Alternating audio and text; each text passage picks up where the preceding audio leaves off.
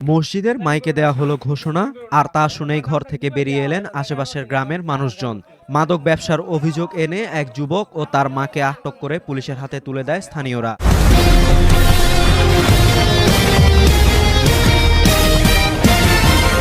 তবে ঘটনাস্থলে পুলিশ পৌঁছানোর আগেই উত্তেজিত জনতা তাদের বাড়িতে আগুন দিয়ে পুড়িয়ে দেয়। ১৭ জুলাই সকালে ময়মনসিংহের ভালুকার আওলাতলী মধ্যপাড়া এলাকায় এ ঘটনা ঘটে।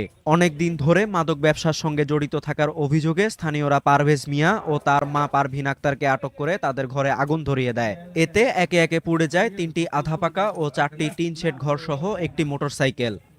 মাদক বিক্রি করতে দেয় এখানে তারা এলাকার এরকম পরিবেশ সৃষ্টি করেছে, স্কুলের ছাত্রদেরকে সহকারে এরা এই মাদক বিক্রির সাথে জড়িত করে।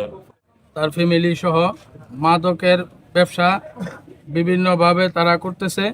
এই অত্র এলাকার যুব সমাজ একেবারে ধ্বংস হয়ে যাচ্ছে।